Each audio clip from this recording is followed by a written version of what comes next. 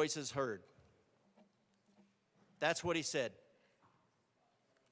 Stop maligning the people of Colorado.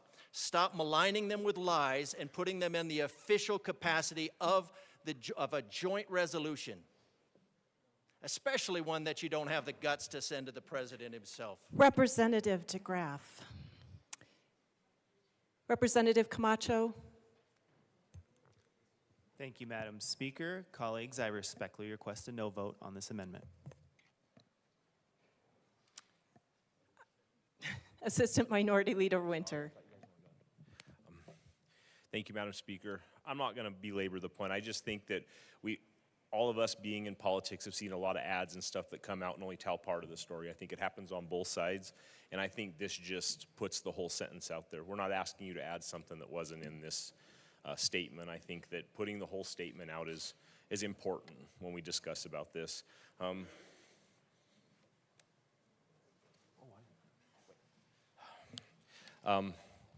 That's all I ask. You know, like we were talking, everybody in this room has had an attack ad come against them at one point or another, whether it's within our own party or if it's opposite. And I mean, I think adding the context to the sentence, I mean, I just don't understand why adding the end of the sentence is not important in this. I mean, you own the resolution will get passed, but completing the sentence is huge because it's half sentences that create half truths, and then people get condemned and people get harassed. And I think by finishing the sentence, that's hugely important because it tells the whole story of what was said, not just the partial story. Thank you. Representative Richardson. Thank you, Mr. Speaker Pro Tem. I do appreciate my colleague from El Paso County bringing this amendment. I think accuracy is important. As a commissioner for the last 8 years, a lot of papers came out of this building, laws, directives, regulations from other agencies and commissions, that it was very important to follow the words that were in there. We talked to a lot of legislators over the time. We talk a lot in this building as we're crafting legislation. We start with a problem we want to solve. We have an intent, but that intent can be lost if the words aren't right. And I think getting the words right is very important here. The speaker's cautioned folks a few times today about not impugning motivation. And I think when we put half sentences, half thoughts, you allow people that may be reading this resolution in the future to impugn some motivation to what our president had to say that day. And I don't think that's fair to him. It's not fair to the future readers of this resolution. So I would urge an aye vote if this is going to go through and become a document in a historical record. It needs to be accurate. So I do urge a yes vote on this amendment. Representative Barone.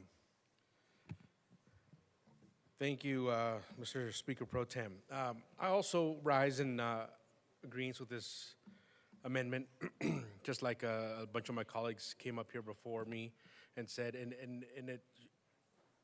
it says a big deal when a bunch of us say the same thing, that this is important to be able to understand exactly the whole context of what was said. Hearing just one half of a sentence impugns, it goes into impunity of where what was said is being thought of by everybody else reading it. You have to hear the whole story. You can't really tell half the story. It's like cliffhangers from a TV show. You know it stops at a point where like, oh my gosh, what's going to happen next? You have to wait. In this context, you're waiting and you just don't hear it anymore. So to put the whole context in is very important to me, and very important to people in my district, very important to people all over the place to be able to hear the whole story. So I urge an aye vote on this amendment. Thank you. Representative Bradfield.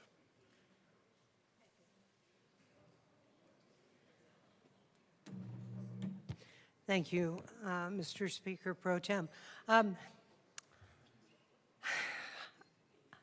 I came in late today. I had a personal emergency and I had to take care of it, and came in feeling pretty good, and then I sat down and saw what we were doing.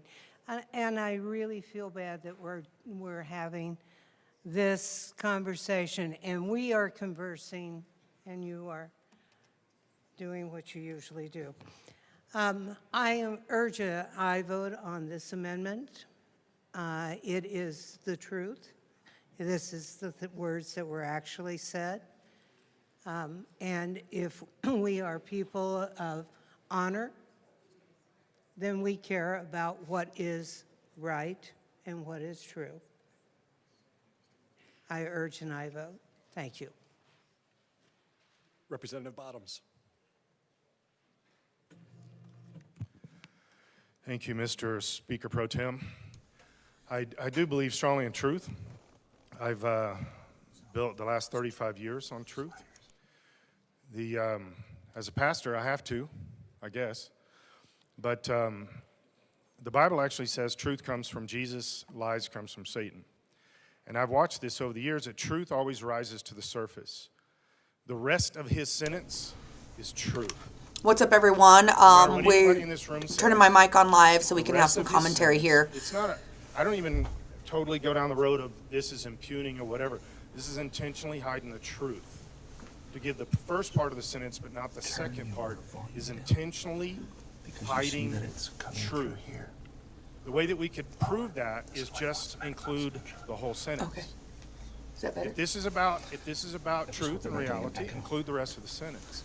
If it's about hiding put it and the, closed intentionally caption making here it look so I like could see he it was better, saying so I don't have something to that have he volume? wasn't, which is what the media has been doing for a long time now, Yeah, that's better for me. let's include the rest of the sentence and let the document that comes out of this room actually be truthful. Yeah. Pee pee poo poo. If this sentence, the rest of the sentence is not included, this is not a truthful statement. It's not a truthful declaration. It's not a truthful resolution. It's actually built, the whole thing is built on the premise that he only said the first part. And that's not okay. The cool thing about truth, though, is truth always rises to the surface. Right on, The Scott example I Bottoms. always use is it's like a tire. If you bury a tire in the ground, it will eventually rise to the surface. Truth is like that. It may take a while, but truth will always rise to the surface. And those that speak truth are always on the side of right. And that's what we're trying to do. Well, So I definitely- everybody, Scott Bottoms is actually running for office right yes, now. for truth. Not right now. He is And this amendment. going to run for governor for 2026. He's a really, really awesome guy. I've met him a handful of times. He does a lot of work for the people. Thank you, Mr. Speaker Pro Tem. I also rise in support of this. Oh, here comes this lady. And not really for any reason that is fundamentally different than has already been spoken, but I have my own voice and I want to share my perspective on the arguments using my own words. The representative from Denver, when he came and he spoke and he said, hey, can we move along here? There's some truth in what he is saying. There is, however, in this building a tension between, do we work together without any sort of upheaval, even when there is truth on the line? I don't know that any of us want to be contrarian for the sake of being contrarian. And yet, when there are real questions that our people are having real disputes over, to stop that conversation doesn't really lead to any solution or fruit or life.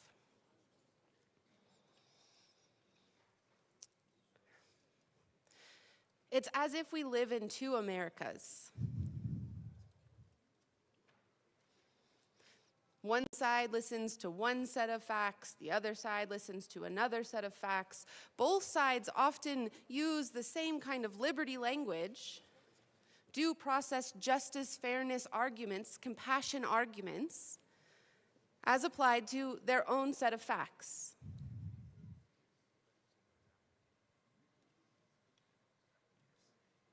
And both sides have a tendency to eliminate from the conversation the facts least favorable to their position. And that leads us to a room like this today, where we're having a conversation that a number probably would rather us not have, whether because it's Friday and a snow day and they want to go about other business and meet lunch obligations, etc., or because it just makes them uncomfortable to have this conversation. I don't know what's really true. Is this true? This may be the first time some of you are hearing this. And then it's a question of, well, is this misinformation or disinformation? What is actually true? And I will tell you that my constituents often do one of two things. They either get so overwhelmed in the conversation and in all of these competing ideas and competing facts and competing narratives that they shut down and tune off and they disengage. Or they dig in. They become more and more assertive of they have the sole view of truth. And I suspect there's a similar dynamic in each of our districts, regardless of party. Because for whatever reason as a society, we can no longer have the honest conversation where we can actually put this forward and say, hey, if you want to chastise President Trump for his actions, at least get his actions right. Yeah, no doubt. Don't only highlight the things that make your case and ignore all of the things that don't. How is that fair? How is that just? I don't think History is messy. the Democratic Party is very open to There were discussing what is right and bad just, though. actors. They want to and talk good about what is actors. essential for them On to this further their day, narrative. The same as every other day. At least be fair towards all of them. If you are rebuking President Trump for his pardons, at least honor the statements that he made.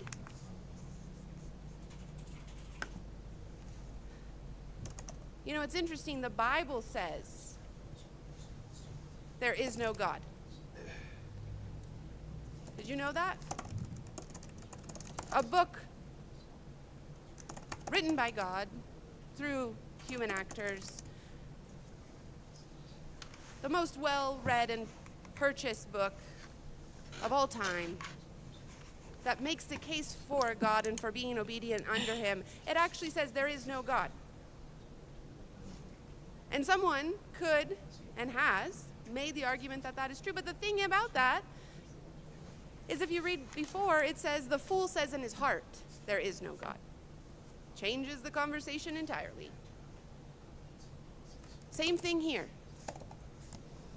You can cherry pick words out of what President Trump said, the same that we could do to each person in this room based off of what they say in this well. And you can push that out and you can demonize and you can make someone be something that they're not because you refuse to actually provide the fullness of truth.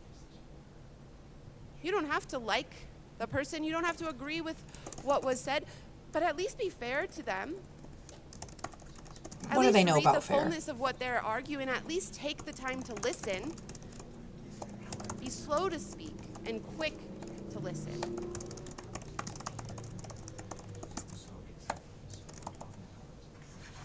So I rise in support of bringing clarity to the conversation. Helping people who read this resolution moving forward see what actually were the facts of that day, what actually was said. Instead of just removing those few things that help to make the case that the resolution sponsors want to make. Again, both sides do this. But we should lead, and we should do better. We should model honest civic discussion so that the people in our communities start to see what it looks like to engage around these things where there's so much noise and very little grounding. So Stephanie Very Look little is a travel. Republican Who is right and what's wrong? She We, has at least in this instance, Chaffee, have the speech. Custer, Fremont, We have the Pueblo, and transcript. Teller counties. She's in There's District no 60. wiggle room here.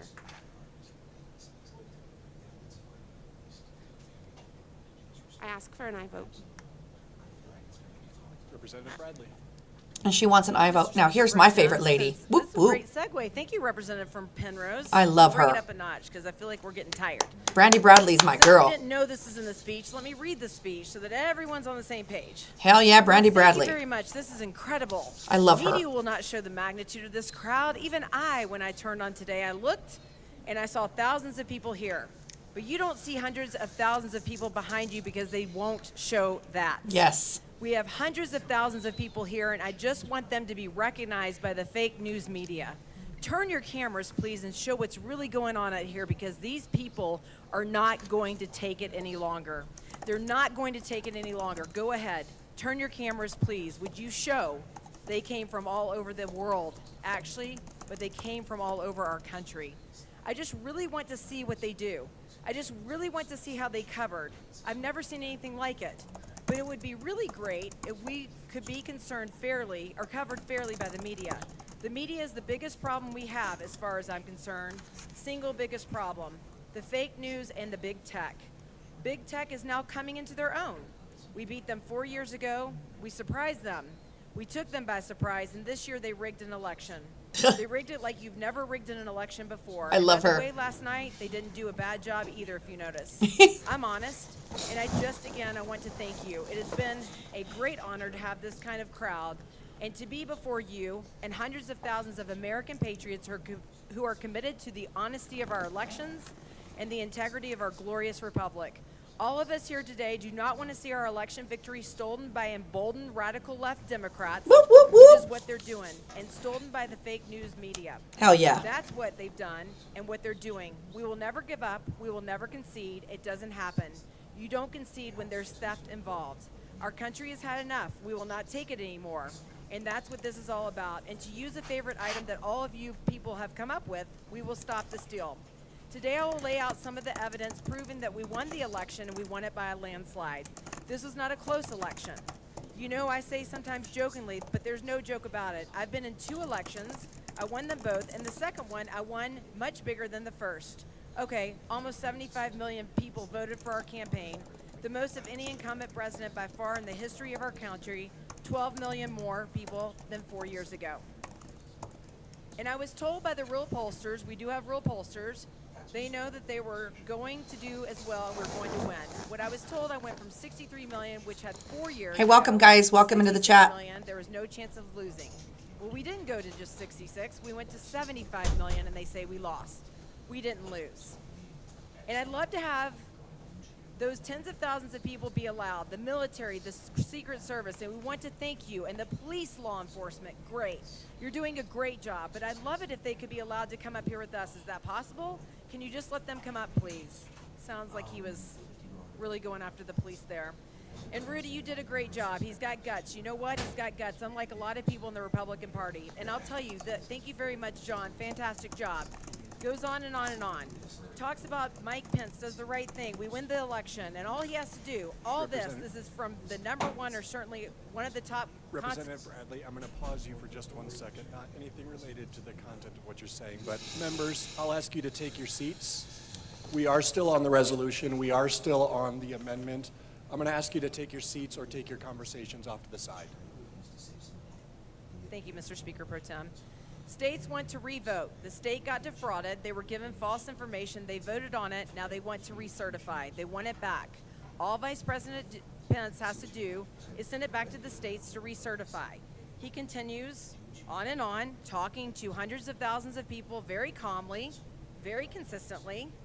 Many of the Republicans, I helped get them in. I helped them get elected. I helped Mitch get elected.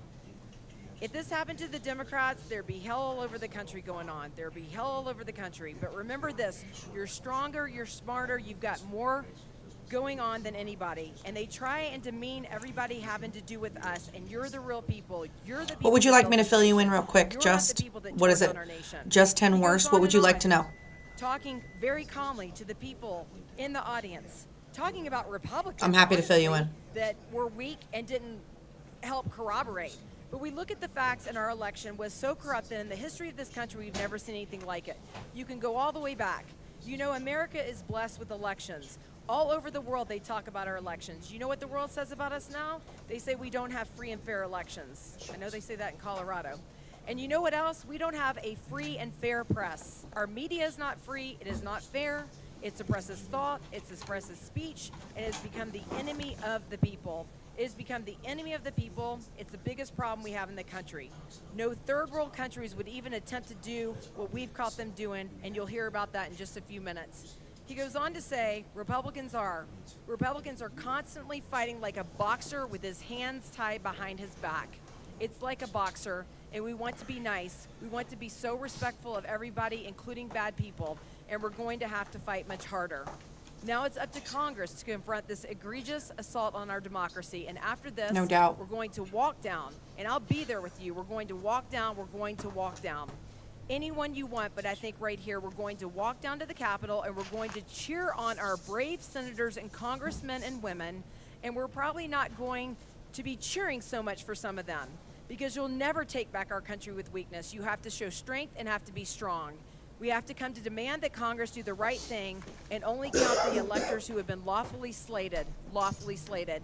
I know that everyone will soon be marching over to the Capitol building to peacefully and patriotically make your voices heard. Today we will see whether Republicans stand strong for integrity of our elections, but whether or not they stand strong for our country. Our country.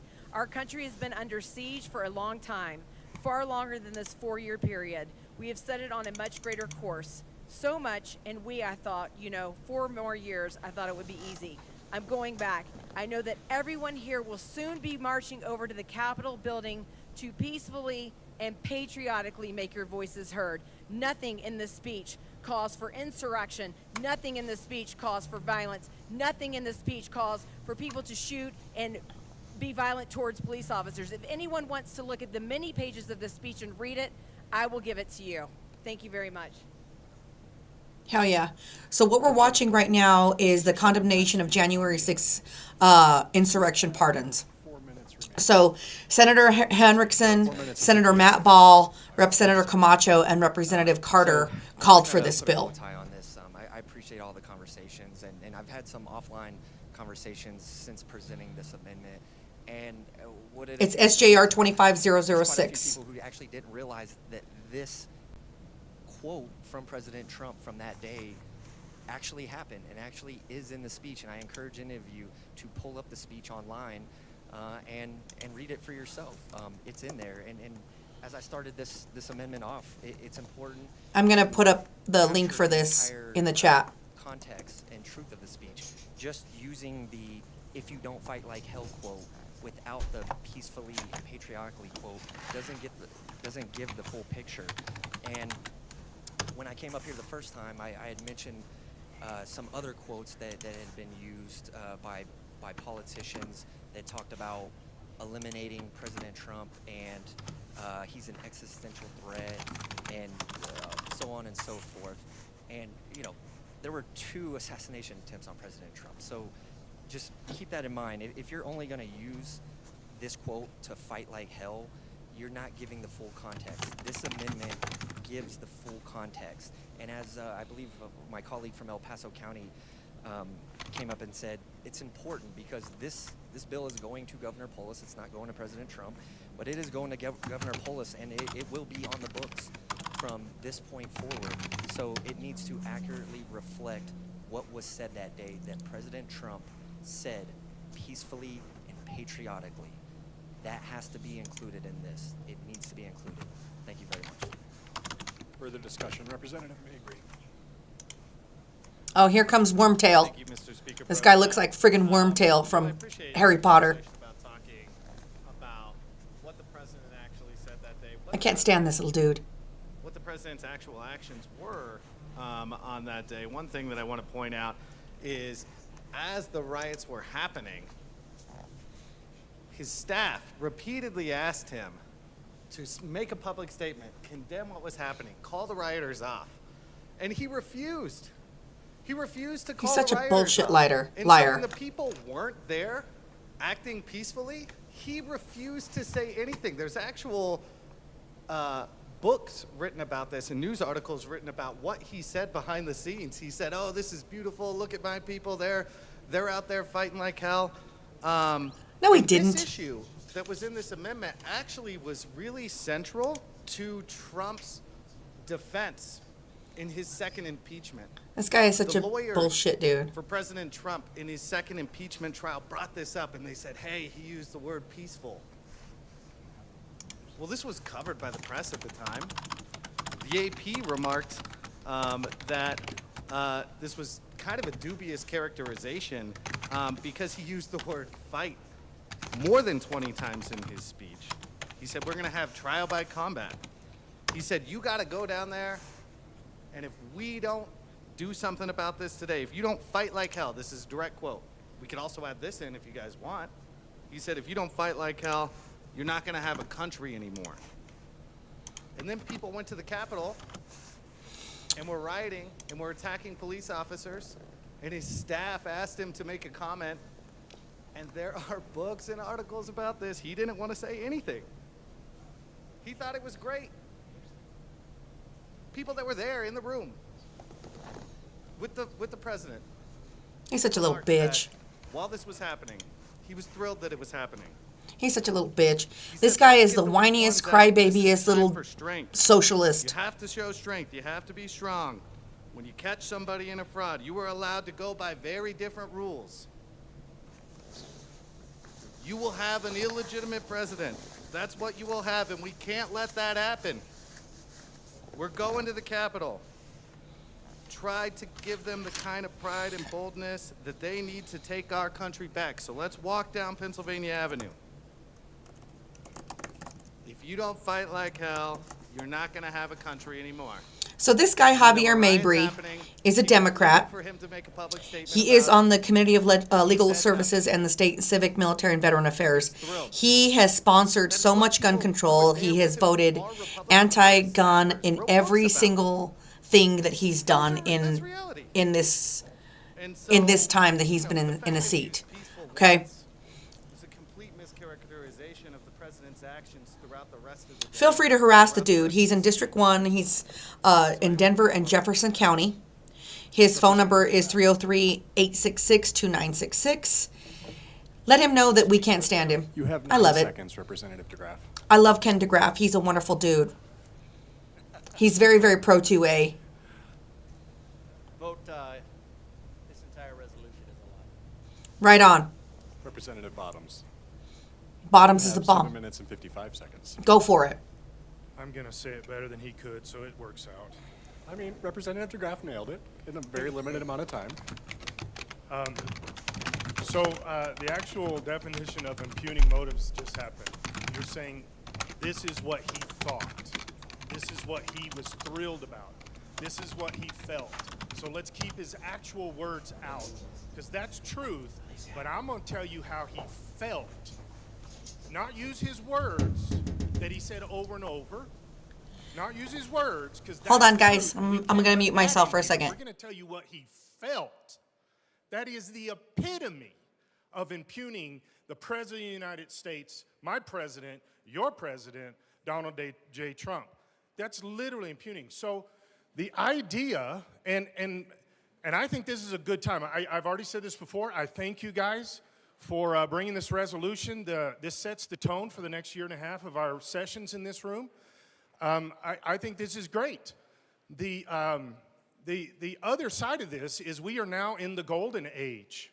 The golden age. It's happening right here. You're getting to experience it. You guys are elected officials sitting in this room during the golden age. It's exciting. I tingle all over. Oh, yeah. I'm The all about idea it. Let that me we're even gonna put it in sit the here and chat. accuse the Let's president put of what he Javier felt, Mabry's contact but we information in won't here. include the words that he said. How low do we have to get to do that? So I'm his going to tell you what Capitol phone somebody number. all the way in Washington, D.C. His phone number felt. is 303 Just include his words. You can include another 2966. amendment that says, but I think he felt very mean things. I think he was thrilled for very mean things. You can include an amendment like that, but it's all about your idea, your impugning, your thoughts about his potential but not realized thoughts. We actually have his words here. We actually have his words. Let's email. Let's And get what's his surprising is we're information finding here. through all this room, It's and we're also Javier. finding across our country that nobody Mabry. actually knew that he actually said this, House because all we do is we at get some hit marks from the media. college. The media loads up a couple arrows in a Voila. and shoots them out, and they have no bearing on actual truth. Again, as I said earlier, this is actual truth. This amendment is actual truth. It's right in front of us. You can see it. You can read it on the wall. It's actual truth. He said it. Not what somebody thinks he felt. That's irrelevant. That's just somebody feeling. We can actually put his words, his actual truthful words that he said directly after the sentence that is being used so attacking against the President of the United States, my president, your president, Donald J. Trump, in this golden age of politics. We're attacking him by what somebody thinks he felt. That is egregious at the highest levels. Just No use joke. his words. Just use his words. No joke. Why are you so scared? Why are you so scared to let truth get out there? Yes. Just put his words that he said that are recorded in the record. Truth. We're scared to death of truth. And they're scared because they know that they're going to Further be discussion. Representative exposed for Bradley, everything or- that they've been yeah, doing, Representative all the Bradley, you money have that 4 they've been minutes and 2 taking from seconds. anti-gun groups, Thank you, Mr. all the Speaker. propaganda While to we're get rid of desperately Trump. searching for It's Trump's ridiculous. words on that day. Yeah, come up to the well. I'm Come very up to the well pro-Trump. prepared to say what he said. I just read his speech. Come up to the well prepared, because there were riots all over this country in 2020, and our president then didn't have the audacity to come up and speak about it. Businesses closed, they boarded up, they were being burned, they were being stolen from. But our president then didn't say anything about it. I don't even think our governor did. Nope. So bring the words up. Bring the words up. Stop Hell coming yeah. up here with mistruths and not actual facts. Bring the words. I absolutely love Brandy Bradley. She is a beast. I would love for her to Representative run Mabry. for another office. Thank you, We've got to Madam keep Speaker. her empowered. Trump was president in 2020, just so we're clear about that. For the tour of I the do just Capitol wanna, of the J6 respond to, insurrectionists. my colleague from El Paso County.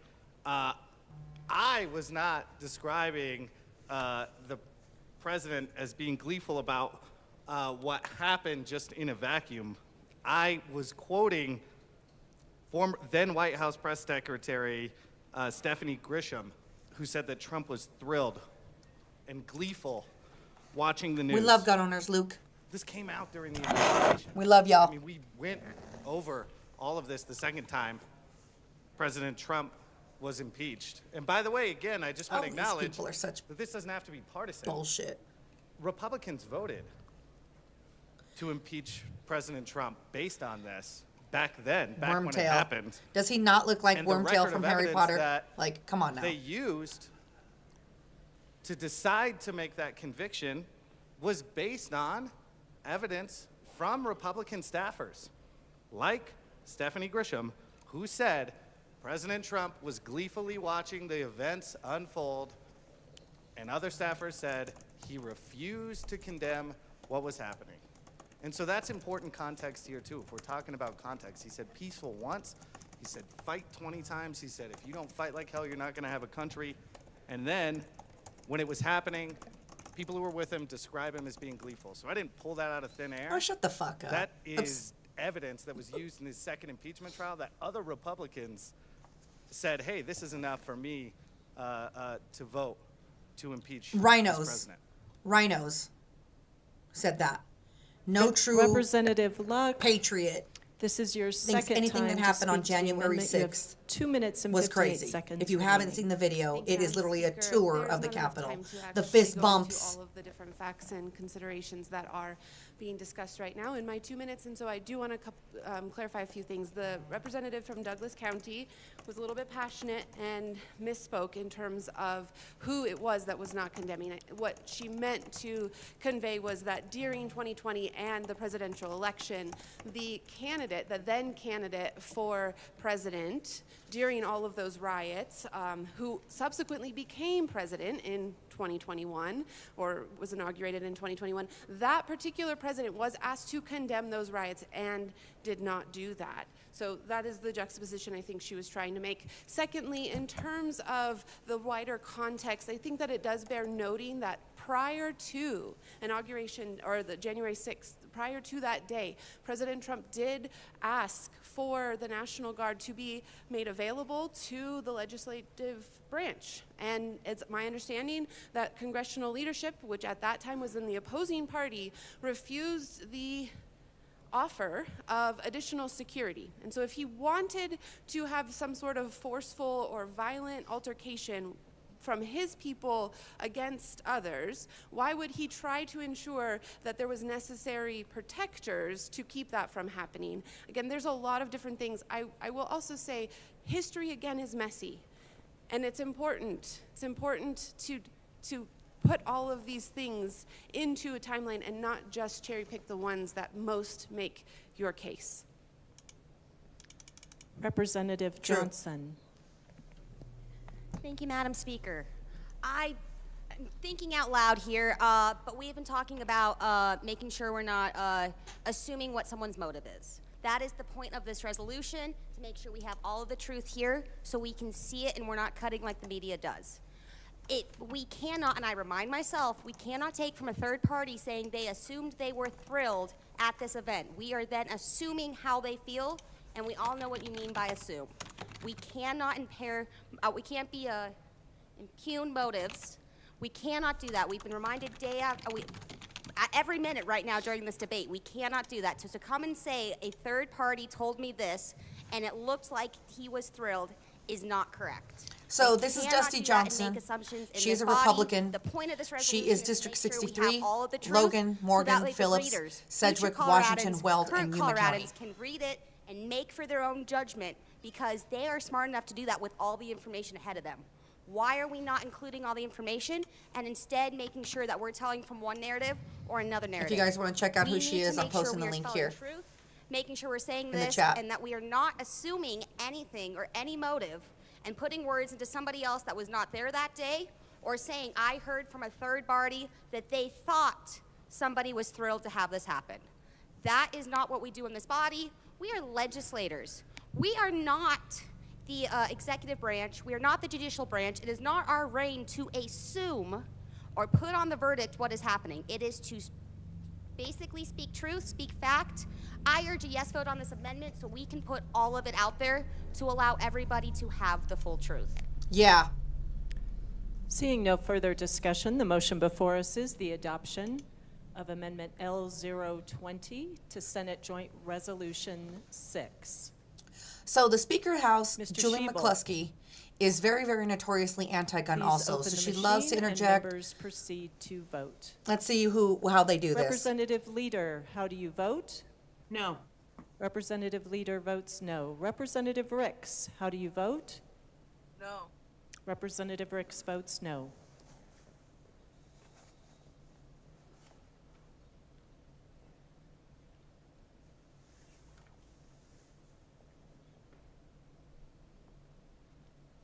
These people are sickening, you know that?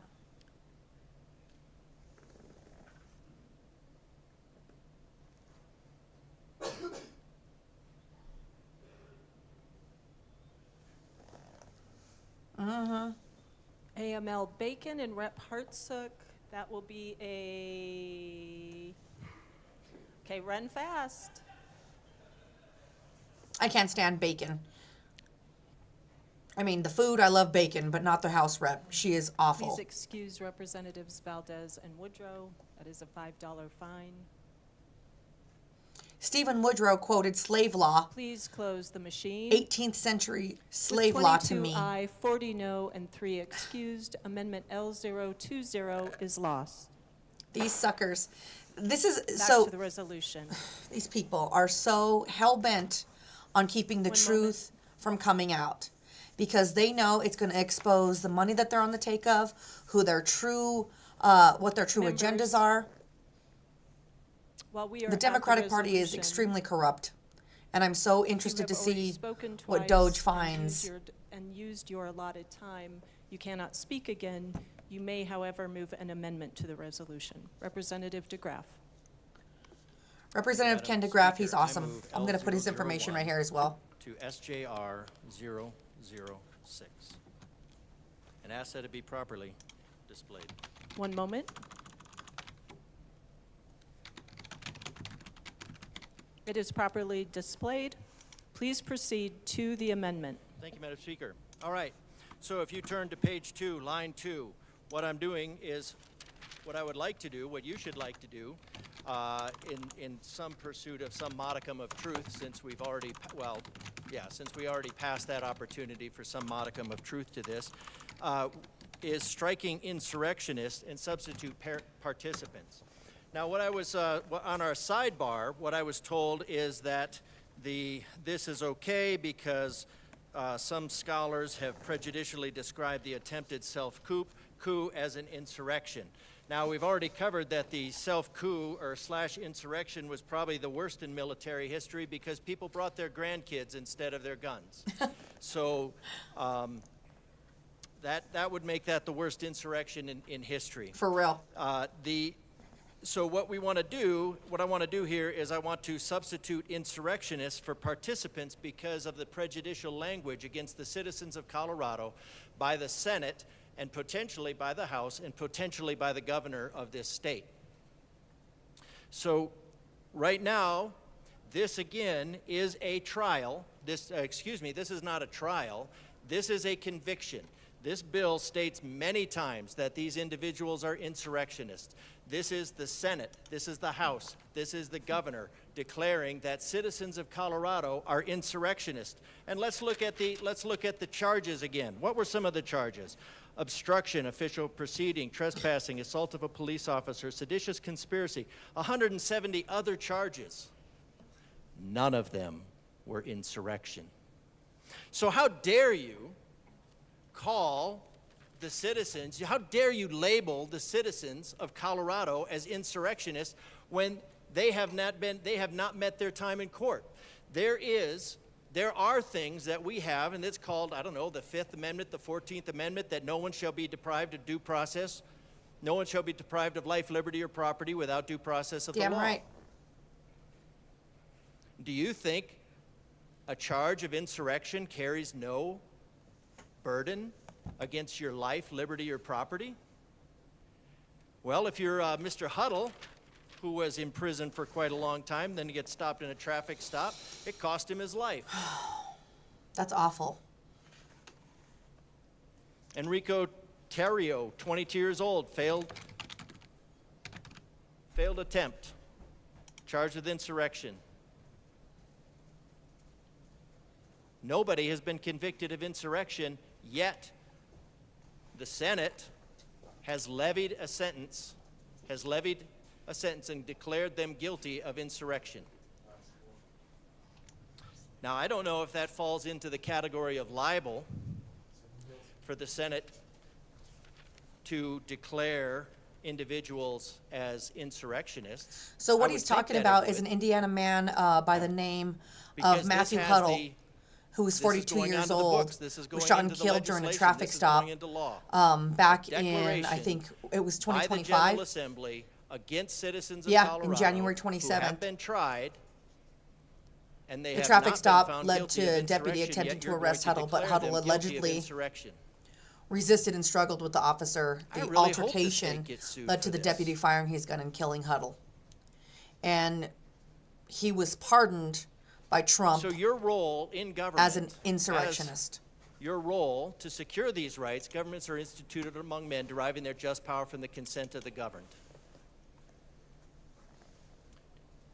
Actively going out of your way to spend a Friday afternoon to deprive the citizens of Colorado life, liberty, and property without due process.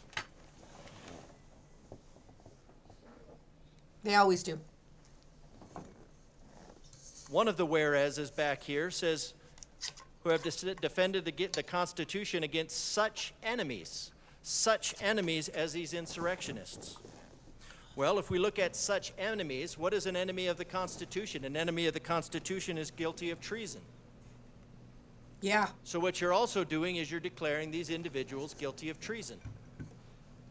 Now that might be your thinking, because clearly there's been a lot of the money that was paid by U.S. aid to media organizations to brainwash you has worked. Yeah, true that. But these are Representative citizens DeGraff, of... just stay on the amendment, please. Oh, shut the hell up. These are This citizens broad of has Colorado. had pictures. Julie McCluskey. Your job is to she represent loves their rights, to secure their Gabby rights. Gifford. You can go to my Instagram at Not to TheBoomstickBabe score and you can cheap see a video I political posted points of with the her people outside the taking building calling for pictures the and beheading taking, of a sitting you know, president. literally And then Gabby sit in Gifford here throughout and- the and act Capitol like you're just and is very, more very moral proud than of her anybody else affiliation because with gun because control. somebody said fight, fight, fight. We're going to have police at every single high school football game. Every single high school football game. Somebody said fight, fight, fight. We're going to swoop in and we're going to arrest them and we're going to send the whole team out take them off the field and arrest them for insurrection. So Ken DeGraff is also an El Paso County House Rep in District 22. He's a really awesome guy. Misdemeanor, $103,000. Misdemeanor. Charged with a misdemeanor, hunted down, harassed by the FBI for over a year, several years. Convicted of a misdemeanor.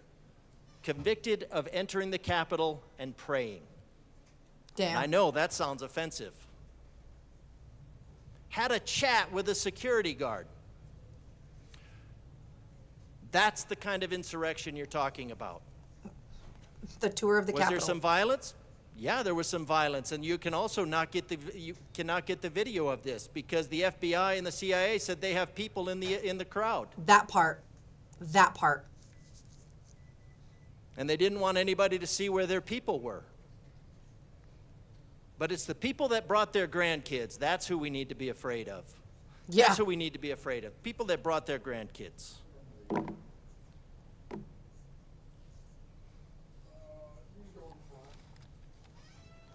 I hope this state gets sued. Good. I love this guy. I hope that's a thing from you declaring that these citizens are guilty of insurrection, that they are insurrectionists.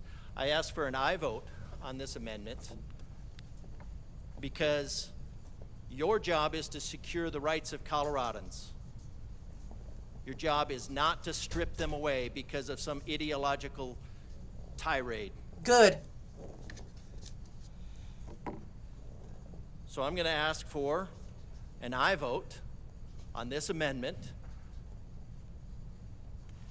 and give you a chance, again, another chance, another opportunity for some modicum of truth. Not a single one was convicted of insurrection. You're declaring the citizens of Colorado guilty of insurrection. And it's just absolutely despicable. Representative DeGraff.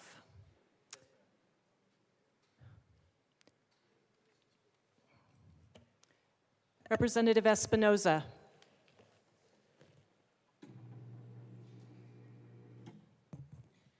Thank you, Madam Speaker. I rise in opposition of this amendment because the language of the resolution speaks to the larger number of individuals who were pardoned by President Trump, which did include individuals who had gone through the rule of law, had been tried in court, and were convicted as insurrectionists. It is not singling out any individual or individuals for Colorado.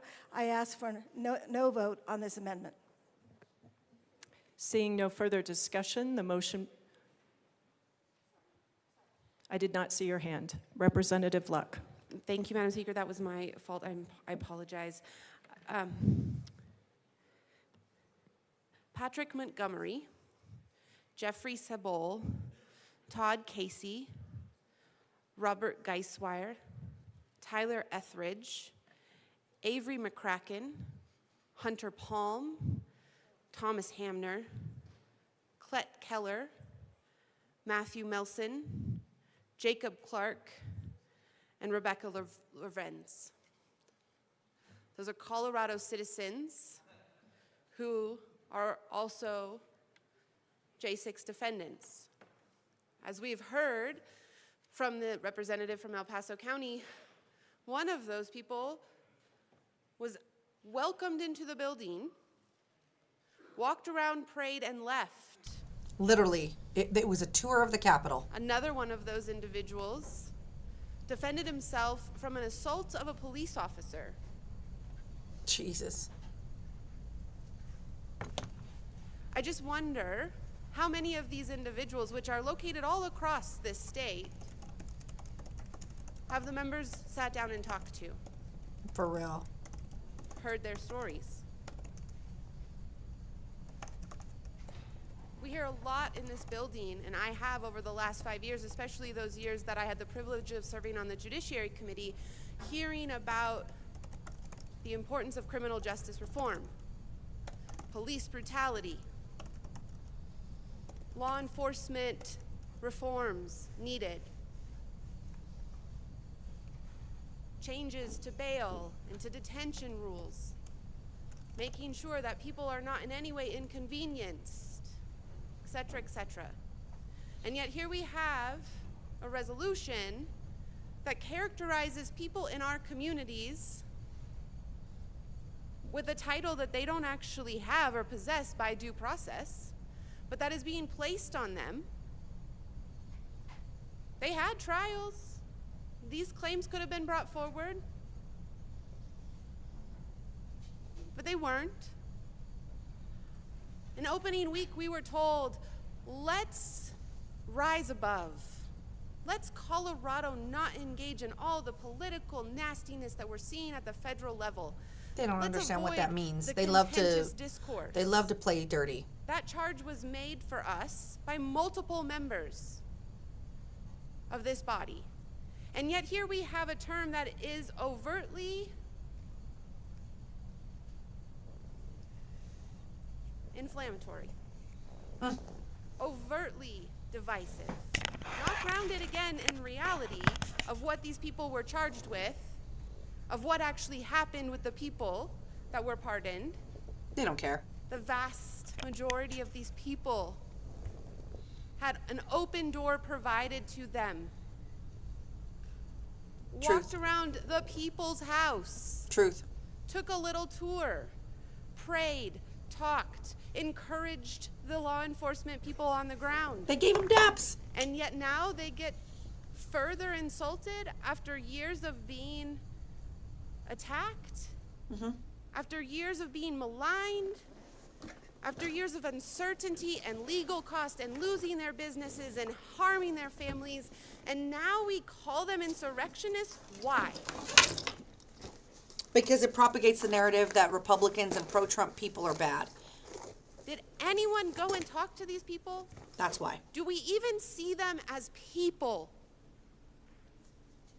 That's why.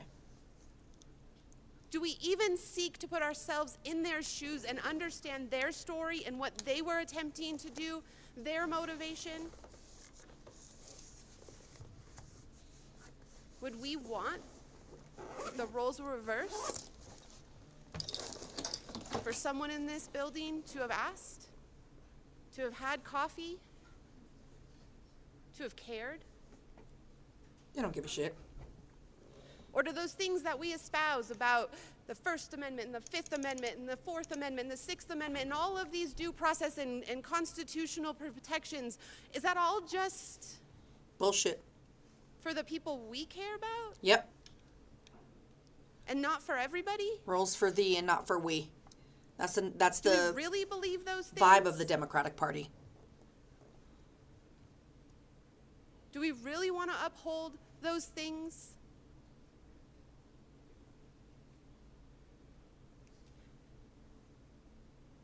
It's not bait. This is a genuine conversation.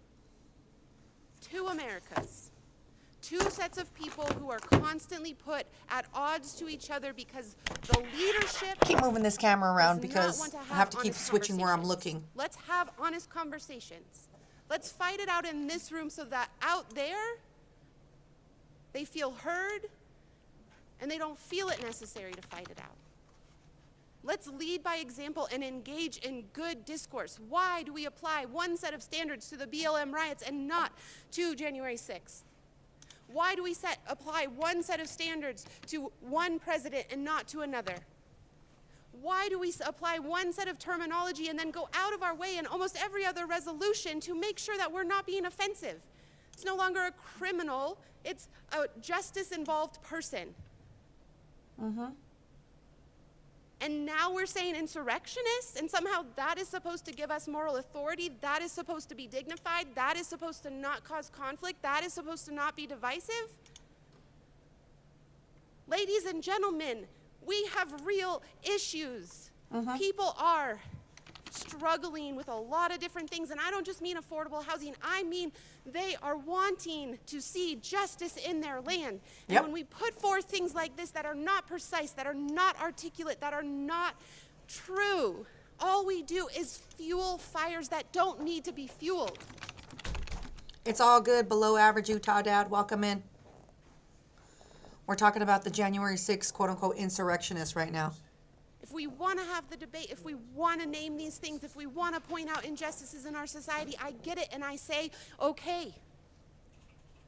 But in pointing out that injustice, let us not commit additional injustices.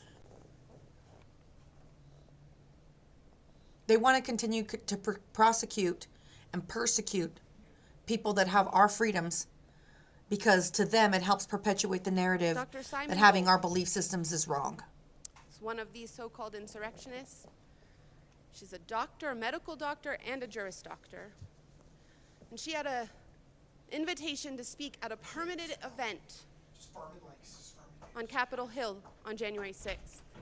And when she arrived for that particular presentation, she found that the permit had been revoked, that the platform had not been there, and that she wasn't going to actually be afforded her First Amendment right to speak. And confused about what was going on, she just kind of hung around the side of the building, just pressed up against it, just watching. And when some folks came into the building, she kind of just ended up in the crowd, right? She was charged with Enron-related felony statute, which had a 20-year prison sentence attached if she were to be found guilty. She decided to plead down because she knew that her licenses were at stake. There was no violence there. She was legally permitted to come and speak that day at that building. And yet she would be captured in this particular language. Is that who you have in mind? Precision, ladies and gentlemen. Fairness, ladies and gentlemen. I ask for an aye vote. Way to go. Way to represent. Representative DeGraff, you have 2 minutes remaining. I will ask that you not speak to the motivations or intentions of the bill sponsors or anyone in this room. So this is how ask again. this Thank you. McCluskey broad and I will try. prevents people from What I speaking just heard truth. Because of course she's against is, all of the and things I that don't we're know the pro. motivations. I won't speak to the motivations, but a And she hammers sitting down. representative declared citizens of Colorado guilty. Now, we have a long-standing tradition in the United States where you are presumed innocent until proven guilty. So it would take somebody setting themselves up as judge and jury. How many to make cities that did the January declaration 6th that they riders are burn down? Still, in fact, Settle, Holmes. guilty, Nothing. despite no charges, despite no conviction. So this is a matter of that being found guilty after being found presumed innocent. You're still guilty. So this is what this is. This is the Colorado General Assembly making a declaration, because these are statements of fact. Whether they're tied or not to the that first part, these are statements of fact that the Colorado General Assembly is signing on to say that these people are guilty of insurrection despite no charges, despite no conviction. Colorado General Assembly is setting themselves up as judge and jury. Yep. Leveling a conviction, no charge. This entire resolution is unconstitutional. It's anti-constitutional. It's 100% anti-constitutional. We have a sitting rep declared the guilt of somebody that wasn't even charged. Yep. Not even charged. A sitting representative in the General Assembly made the determination of guilt. Representative Ken DeGraff and Stephanie Luck, they do a really I good don't know job. the Representative motives. DeGraff, your time is up. See this bitch? Representative She's such a Carter. bitch. She is so against us at everything that we do. She will find every way to cut us off, to hinder our voices. I just want to be clear. I want to make sure that we understand what we're actually doing here. I never used the word Republican in my resolution. I want to implore my Republican colleagues to actually read the resolution. Now, we're talking about pardons. For those who are confused, these individuals were convicted. They were arrested. They were given counsel, and many of them were actually given counsel by the state. So he is a Democrat. They were shown their discovery, and they were given the Okay. opportunity to make decisions. He is Adams and Arapahoe County After in the District fact. 36. And in those decisions, they pled guilty. So I want to make sure we understand what we're arguing here. I'm not arguing whether or not these individuals were guilty or innocent, because those have already been decided by the court of record where in which they pled guilty or were found guilty. This is regarding an individual who used his power to pardon those individuals. So if we could just keep it to the individuals, not the facts of the case, but directly to the individuals. And I'm going to implore my colleagues. I have not attacked anyone in this room. Shut the hell up. I have not. This is that passive-aggressive record or victim otherwise. mindset that the Democrats love I to have not use. Stated It's straight anything out their regarding playbook. anybody's motives. I've not thrown any of the personal issue or an issue with the bill at them. And so it's been, I think we're on hour 2.5 since Rep. Valdez came up here and asked that we bring it down. I don't believe that's happened.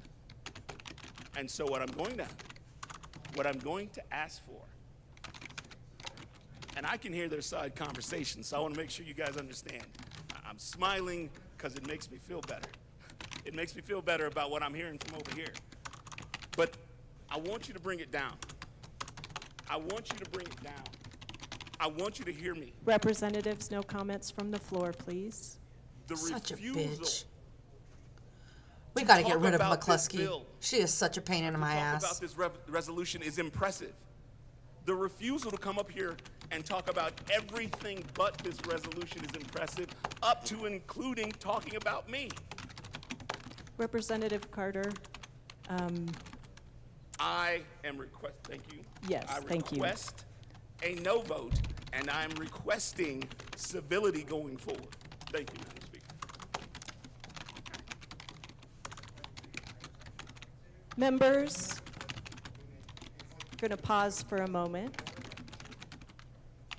I have appreciated individuals in this body from both sides of the aisle speaking and calling for civility and respect as we talk through this resolution. But she doesn't have civility or respect There to have our been people. statements made from the well that I have attempted to guide away from accusing others of intentions or impugning motives.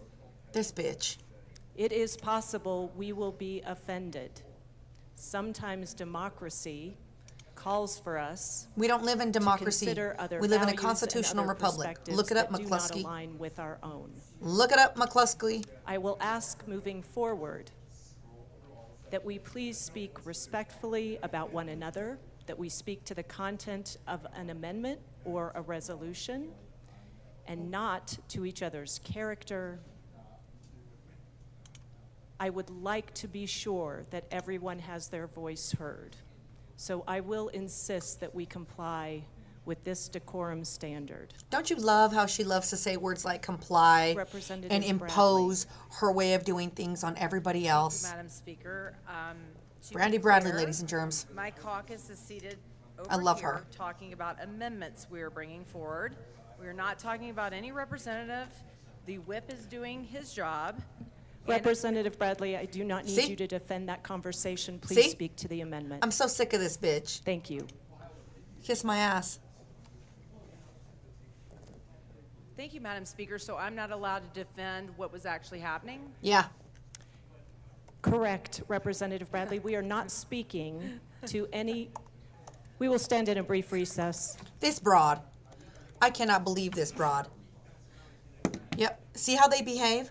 This is a prime example of how they've created a monopoly of anti-gun, anti-liberty, anti-freedom voices, put them in positions like House Speaker McCluskey to dox and hinder our voices as free thinkers and free people.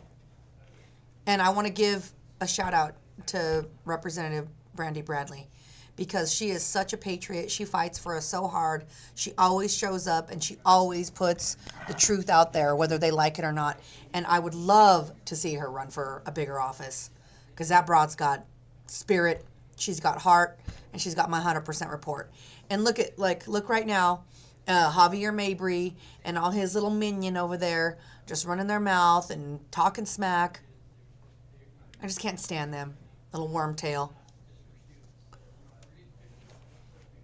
So let's just give a brief synopsis of McCluskey for everybody. McCluskey, Colorado. Julie McCluskey. She is a Democrat. She is the Speaker of the House. She is in counties Chaffee, is that how you say it? Chaffee, Grand, Jackson, Lake, Park, and Summit in District 13. This broad has put together so many bad bills. She's wasted so much money in Colorado. She champions the anti-gun legislation. She literally took a meeting last year and put it all over her social media of her and Gabby Gifford holding hands and being besties and saying how she is in such support of Gifford's for gun control. And anytime a Republican, people like Brandy Bradley, people like Ken DeGraff, people like Armagost, people like, Scott Bottoms, gets up and speaks in support of anything liberty-based, pro-gun based, she finds a way to gavel them. She finds a way to shut them down. She finds a way to bring their voices out of, the positions that they need to be speaking in. And for examples like this, it makes me sick.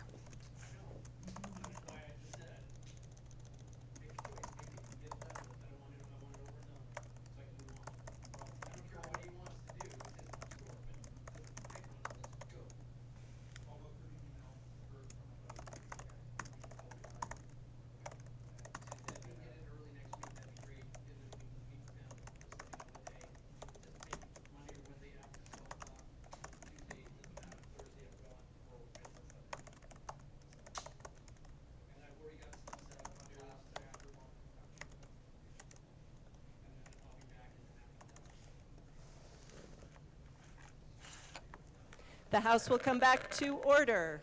Representative Bradley, please continue. Thank you, Madam Speaker. I'm going to speak to the amendment which wants to strike insurrectionists to participants. If we're going to come up here and speak about the fact that these defendants or participants were insurrectionists, then we should talk about that not a single one of them was charged or convicted of having participated in an insurrection. So challenge me on that. I would love it. Thank you. Yeah! Drop that Minority mic, Leader Brandy Puglisi. Bradley. Thank you, Madam Speaker. I want to talk a little bit about this resolution specifically, but the resolutions in general. These were very thoughtful resolutions that were So this is Rose amendments to the Puglisi. She's a Republican. She's the minority leader for the Republican House. She is also El Paso County in District 14. In this building, words matter. And to us, words matter too. And while I appreciate the representative saying, you know, we didn't call out any one side, I do appreciate that. But for the people that we represent, these words matter. And so for us to be able to articulate on their behalf, because they're not here today and they can't talk to the resolution or to these amendments, it is important that we are able to speak for their voices. And so every single one of these amendments that are being brought forward are very thoughtful and really trying to represent the people that sent us here to do this work. I'll have more to say later, but I want to be very mindful that there was a lot of effort put into our words, and what we are trying to do is be the voice of the people who sent us here as well. That's right. And see, that's exactly why Thank you, Representative Puglisi. I support these Seeing people. no further discussion, Seeing the how they motion support the before voices us of the is the people. adoption They of listen Amendment to their L001 constituents. The Democrats to push their Senate own Joint agenda. Resolution 6. Mr. Schiebel, please open the machine and members proceed to vote. All right, so we got a super chat. Awesome. Representative Leader, how do you vote? Hey, let's No. celebrate their first live Representative stream Leader super votes chat. no. Woo woo. Representative Ricks, how do you vote? So what can I do to get more involved with the CFFLA? I have been hearing all about. Let's talk about that. So I'm going to post a link right now for the Colorado Federal Firearms Licensee Association, which I'm very, very proud to Representative Ricks, how do you be vote? the founding secretary for that. You So are let's on get mute. that here in the chat. So that is the Colorado Federal I'm not going to write Representative Ricks firearms in the votes chat no. because these people, Pew Pew Association, Firearms Licensee Association. Okay, there we go. So what that is last year in the fourth quarter of the year, a great friend of mine by the name of Sean Steele put together a organization called the Colorado Federal Firearms Licensee Association because we were getting hammered in legislation Representatives Joseph Martinez and against McCormick gun are shops, excused. and there was really no voice for gun shops in Colorado. So he took initiative upon himself to create this organization and start Please building a close board. the machine. That way the federal firearms licensees With have a way 22 to aye, have 37 input no, and can 6 lobby and be a excused. trade association for Amendment federal firearms licensees L001 in is Colorado lost. and push back To the on all these resolution. unconstitutional laws that are happening here. So you're more than welcome to reach out and get involved. You can go to the One moment, cffla.org Representative Bottoms. and email us and say, hey, I'd love to support. We need volunteers. We need people making calls to federal firearms licensees. If you shop a gun shop in Colorado, please ask them what they are doing to be involved. Please ask them if they are affiliated with the Colorado Federal Firearms Licensee Association. Representative If they are Bottoms, not, please proceed. please implore them to reach out to us. You can reach out to me. It's alicia@cffla.org. Spartan Defense's founder Madam Speaker. and owner of Spartan Defense better, is better. Teddy Collins. He is the vice president of the Again, I wanna CFFLA, thank the, and he does an excellent job of representing Democrats what for firearms bringing this licensees should be resolution. doing in the state of Colorado. And you can also, this is good for me. send them money. You can donate. They have a I'm enjoying GoFundMe. the Let me discussion. put that up. I'm enjoying the illumination. I'm enjoying the truth. It's not a GoFundMe. speaking It's a Give, Send, Go. that is happening with this. One of the things that kind of has been also lost in the conversation is the fact that Let's see. these people that were in the Capitol on January 6th, the FBI director, Director Wray, actually came out under oath. He had been denying this, but when it came out under oath, in other words, he's going to go to jail if he continued to lie about it. When he came out under oath, he said that there were over 80, I think the number was 86 FBI members that were in the crowd that day working it, making sure that the things that they wanted to have happen, this is the FBI that has been attacking our government. Our president has been attacking through lawfare and through all kinds of things. All right. Which just, by the way, you may not have heard this, but I think just a couple days ago, Kash Patel is now taking over the FBI. Whoop, whoop. We are in the golden age of politics right here in our United States. Excited about this because he's going to clean up this Me very too. thing that happened on January 6th. I'm very excited He's about going to this clean this also. up. The lies The lies that are included in this resolution, the lies that are included in books that said all these police officers died and all this stuff, those are lies. Everybody knows the truth on this. And now, FBI Director Wray, right before he lost his job, came out and had to testify on this stuff and said, no, the insurrection was actually the FBI, it wasn't the people. This is something that we keep saying in here. We keep using the word insurrection, although again, as many of my colleagues have said, nobody has been accused of insurrection. And so we are attacking citizens of Colorado and citizens across the United States, but we are specifically attacking citizens of Colorado and calling them names from this room that are improper, illegal, and morally wrong. They're Damn not right. insurrectionists, never been found guilty of that. That's right. The FBI, though, was working this thing the entire time. And so we do have a continuous thing where we have the resolution, which is full of lies, Yeah, and then full we of keep lies. presenting truths, like the actual words, things like that. We keep presenting the truth, and it keeps getting knocked down, but we're going to continue to call the citizens of Colorado insurrectionists. I really don't understand what is going on right now in this room. This is literally on paper. This is literally on paper stating who we are on each side of the aisle. This is literally what's going on here. And so this is why we keep getting asked, why are you guys so passionate about this?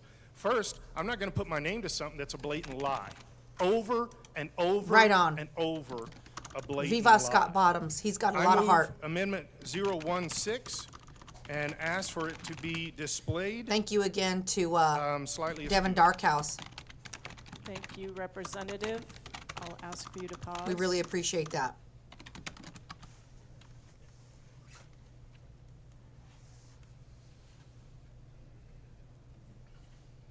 We really appreciate that.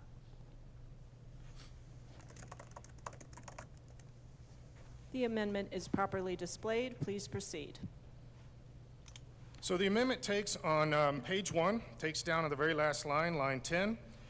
I'll just read the section so we can keep it in context. Whereas, following President Trump's speech at the ellipse, not all of it, just one sentence. Following the speech at the ellipse, rally attendees marched to the United States Capitol, and as they had been directed by President Trump to do it peacefully, and many began rioting, with official FBI estimates concluding that between 2,000 and 2,500 people forcibly, this is the funny thing about this. This stuff's all on video. Police, FBI, asking them to come in and giving them tours. It's all on video. No, that doesn't matter though. Forcefully and illegally breached the Capitol, and what many scholars, I love scholars, not the law, not the legal system, not been accused of, actually convicted of anything, but scholars. Mm-hmm. I have a terminal degree. I'm considered a scholar. I actually have multiple degrees. I'm considered a scholar. You know what I have found in anytime you're getting a doctorate, terminal degree, most of the scholars are not.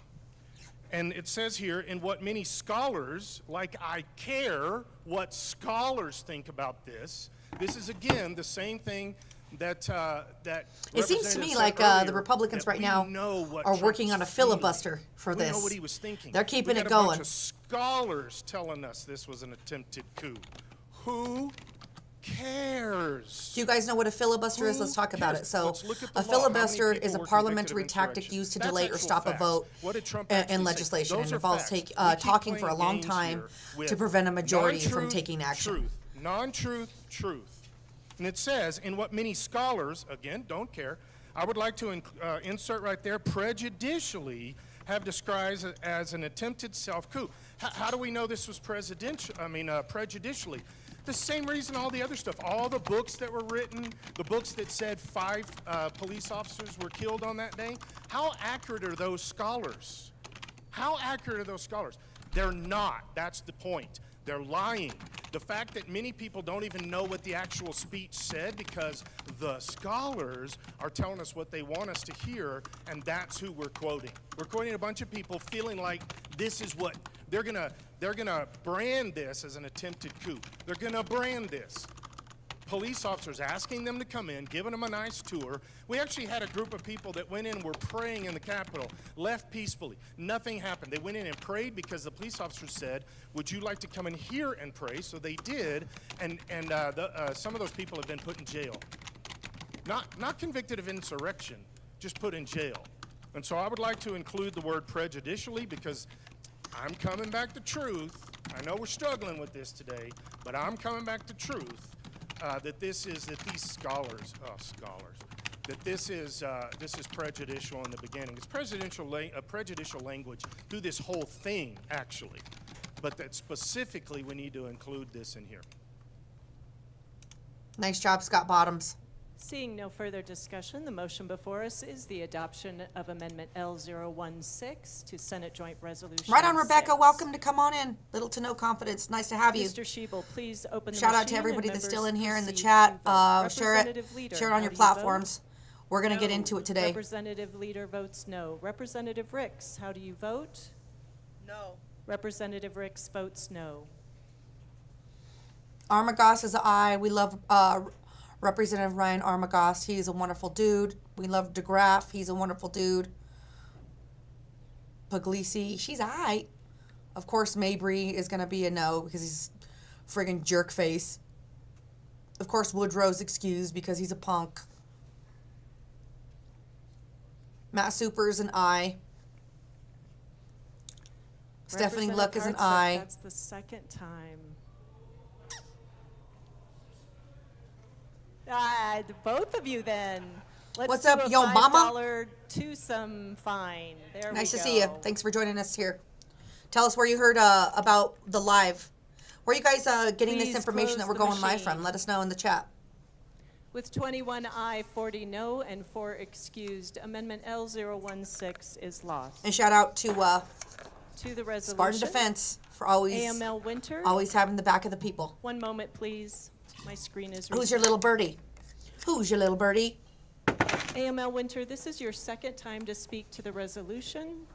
You have 5 minutes and 41 seconds remaining. Please proceed. Thank you, Madam Speaker. This is my second time speaking, and I need a chance myself to reset.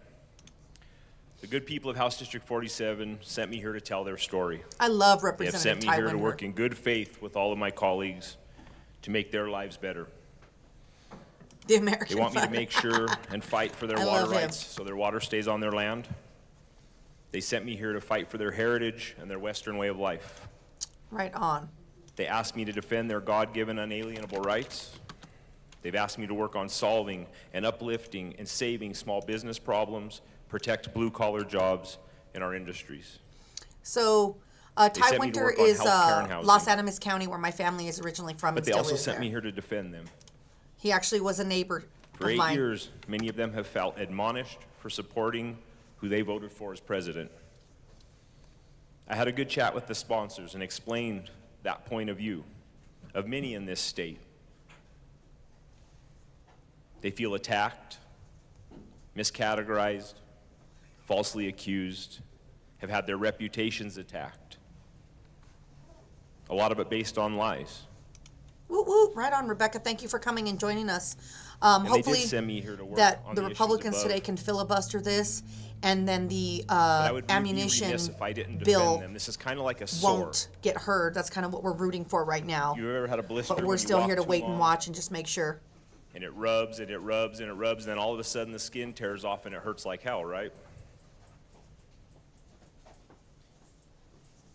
And I know back and forth, the speaker has had to corral us back in to talking about this. But at the end of the day, there are people We've met, right, Rebecca? that I have think just we had have. enough. I mean, I'm a sucker for redheads. They've had enough of the poking of the sore. And this here today was the ripping off of the blister. Oh, I love it. I appreciate it. Feel free to DM me, represent Rebecca, good, in our chat. hard-working, salt-of-the-earth people. I appreciate you Christians. guys. Thank you for would coming do out to the anything live for and you. sharing Doesn't it matter who and you getting are, involved. because Please share the live and let people know that we're going to be doing Life, this more often. liberty, pursuit of happiness.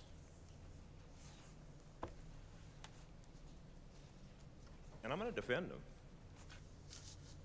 And this is how you support us. I mean, Devin Darkhouse move just forward, gave us I'll a ask. $20 super poking chat. That the was sword. so dope. I'd love to see more people, you know, come out and support. I don't know what else to say. Just quit poking the sore. Right on, Ty Winter. So Ty Winter Representative Richardson.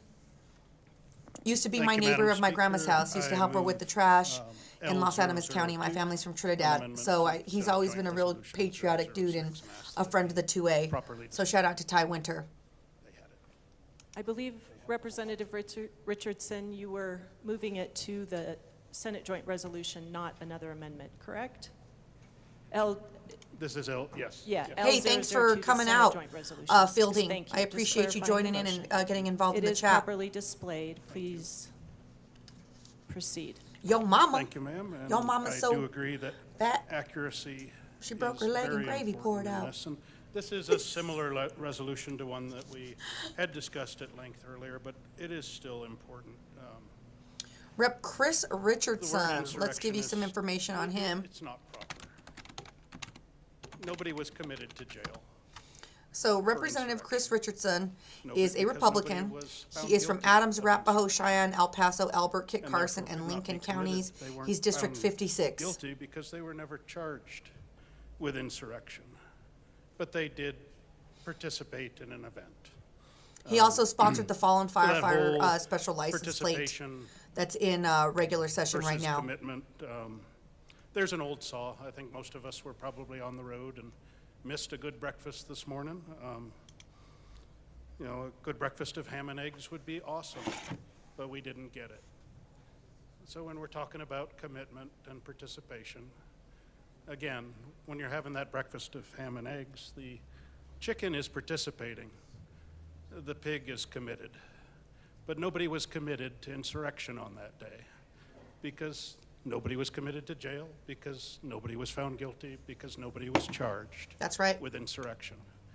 As we've heard, there were some people that did plead guilty to other charges, but they were not the charges of insurrection.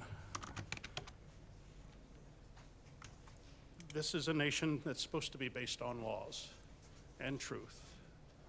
And we're supposed to be considered innocent until proven guilty in a court of law. Nobody was found guilty in a court of law of insurrection. Everybody who was pardoned was innocent of insurrection because they were not Woohoo! found I like guilty scotch of it. too, Zack Attack. And I think it is very important. I love scotch. So my favorite That we scotch be right now Not would have to because of be, something that happened it's a called month ago, but Aberfeldy for something that could be 16. I am on looked at a in the years to mission come. to taste everything that amendment is Aberfeldy offered does, in but I attempt love to to go have ensure scotch. But accuracy I appreciate you, Zach. You're always in so what will sweet. likely be a I promise not resolution to that always passes. drink your scotch. And then, as we saw from the result of the First Amendment, it'll probably sit in a desk, ineffective, ignored, and forgotten by most. But on the off chance that someday a scholar, we discussed scholars a little earlier, a historian, maybe working on a thesis, working on another degree, that historian trying to make sense of the past, sees a reference in this I'll give document you one of to these. insurrectionists and is somewhat confused because in his or her studies, they knew that no such insurrection happened. Because how many people nobody died? was ever found guilty How many people of died insurrection. as a result of a Capitol riot on January 6th? As the terrorist attack when we had Alexandra, participant in the what is her events name? that day was ever charged. AOC No say she said that it was a participant in the terror events of attack, that day were convicted. that almost 10 died, which was And no such a lie. participant in the events of that day was committed to any term of punishment for insurrection. They love to lie. So back to this future historian. I like scotch too. There was never I an wish I insurrection, had one so there right can now. be no insurrectionists. This is just This water. historian will be left to believe that the dusty resolution he or she found indicates that the majority of those in this House of Representatives Hell of yeah, the Barack, 75th below General average Assembly Utah dad. I appreciate that, took man. formal action based on a myth. That's quite a damning determination, and one that I don't want to see levied on myself. Those in support of this resolution, if not amended, as I propose here today, will be guilty of promulgating misinformation, disinformation, or malinformation. The terms are thrown around. I'm not sure what the difference is, but certainly we would be guilty of that. And I've been led to believe that dismiss and malinformation and the promulgation of that is not a good thing. So if this resolution is to pass, let us at least ensure the document is accurate. If the future historian is to judge our actions taken here today, let that judgment be that maybe we were wrong, but we weren't fools. I urge you to vote yes on this amendment. Representative Barone. Thank Thank you, you, Rep. Madam Chris Chair. Richards. I also stand in Richardson. favor of this amendment. This is plain and simple. Plain and simple, nobody has been charged with insurrection. Right on. This Truth, is truth. misleading, just like I said in my previous statements of the bill, on the resolution, I mean. Misleading language, very misleading. And of course, they're still investigating what happened that day. To move forward with something that's going to be in the history books, and then it comes out to it's not true. A lot of this wording is going to be shown to be misleading, including the word insurrectionists. And it's going to make us look very bad in the state. I don't want to put my name on this Good. resolution. We and don't then want in you to the put future, your name on 1, shitty 2, stuff maybe either. even months from now, it comes out to be everything in this resolution is misleading, just like we're saying right now. I appreciate that so much. Let's think about it, take our time, come back to the table at this, and let's work on it. This is I'm trying not to the right like way of that going. from you, Zach Attack. I'm trying to This like it. amendment here I don't is know gonna how I be like it. something that goes in the right direction. I come forward to tell you, please, think about it. I urge an aye vote. Representative Bradley. Thank you, Madam Speaker. I'm going to continue with the words of Mr. Montgomery, who was unjustly arrested that day, so that he may see some justice here in our state. He is a Coloradan, and he deserves that. And I'm picking up perfect timing for this amendment. Moving forward, we will no longer refer to the January 6ers as insurrectionists, as not one of them was ever charged or convicted of having participated in an insurrection. On page 2 in lines 2 through 5, we can address the biggest falsehood and misconception of the big lie that was sold to the American people by the MSN and January 6th committee. They want you to believe that the January 6ers were trying to interfere with and stop the proceedings in which they were hoping their congressmen and women would debate the legitimacy of the electors' votes from several states. Key states who later confirmed that their elections were held in violation of their own state's constitutions and instruction for the manner in which they are to be held. The protesters were there hoping that Congress and Vice President Mike Pence would hear their pleas to use the remedy provided inside the Constitution to not certify the election for the time being. Common sense makes it impossible to believe that the majority of the people there that day wanted to interfere with or stop that process from happening. They wanted Congress and Pence to vote to not certify the election. This was a man in the building. These are his words.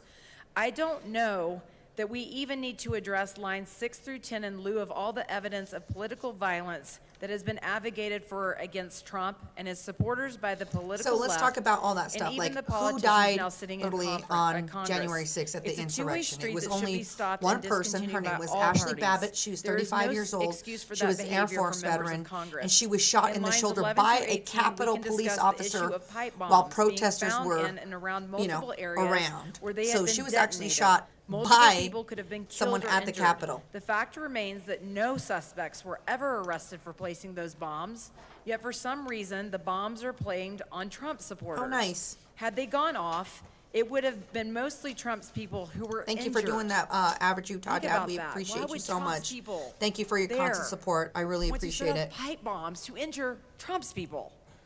Make it make sense that the bombs also came from Trumpers. The most likely culprit was probably more along the lines of some Antifa member, but we really can't speculate because no suspects were ever named or investigated for some reason.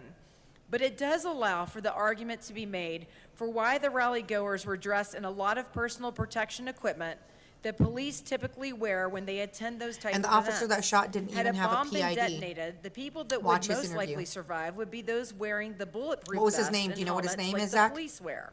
It is sad that in today's day and age, with all the mass casualty events that occur where groups of people gather, that wearing PPE gear would probably be good advice. It is not illegal to want to protect yourself. If you asked a police officer, they would probably tell you preemptively, oh, I'm sorry, I lost my page. I'm going to stop for a minute, Madam Speaker, and catch back up. Thank you, Representative. Representative Caldwell. Thank you, Madam Speaker.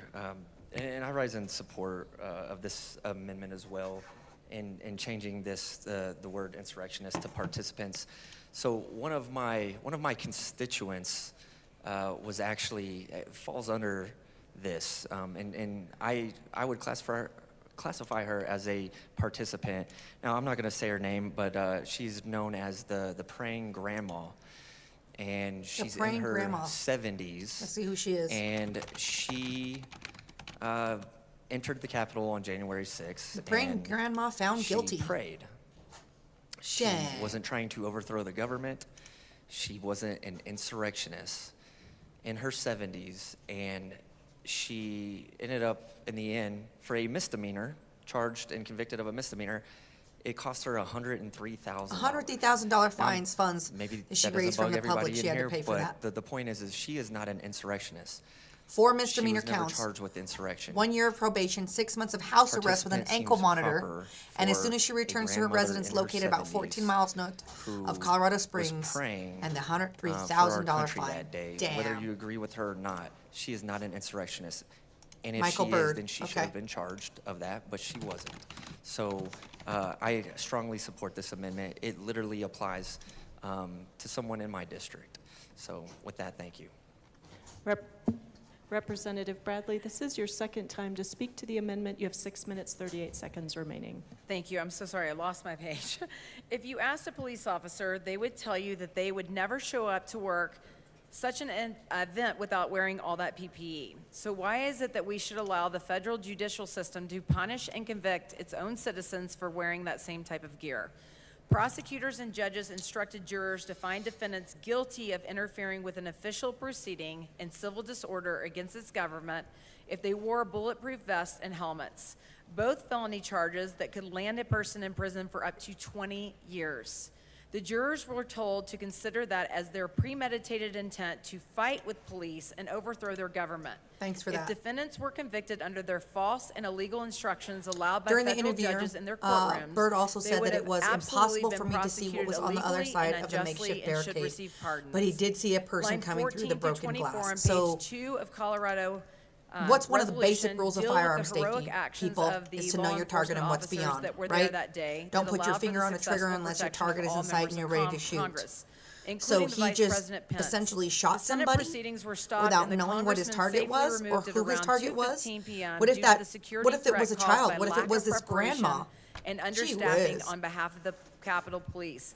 Under the direction of the Speaker of the House and the Mayor of Washington, D.C., Know your target and the what's fact that beyond, these official folks. proceedings were stopped long before most of protesters ridiculous entered to the me. building makes it impossible and a violation of their rights to be charged with 18 U.S.C. 1512 for interfering with an official proceeding, a charge that was later ruled on Know by yo SCOTUS mama to have and been what's used beyond. unconstitutionally and illegally to prosecute hundreds of J6 Where's my defendants.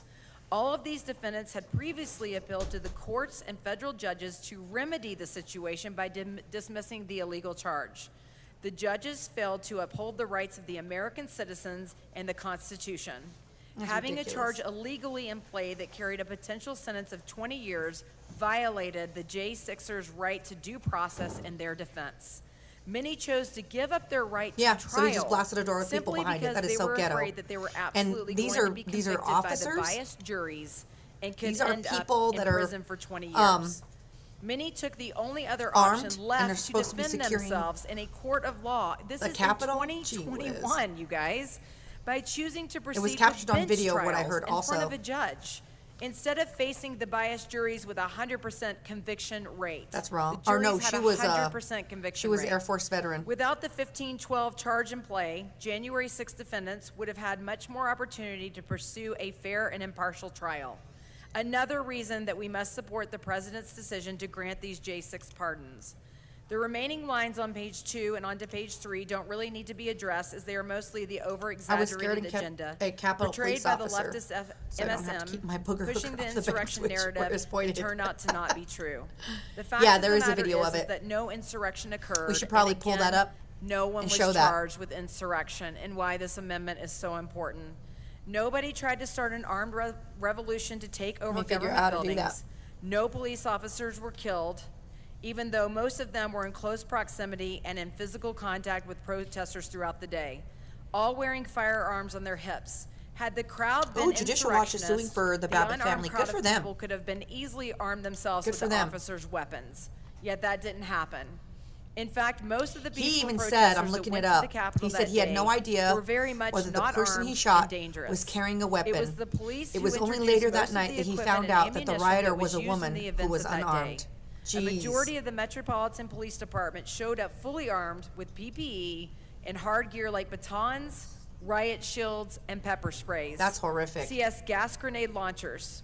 The police also deployed stun grenades, flashbang grenades, concussion grenades, and fired upon the crowd from their elevated positions with rubber bullets.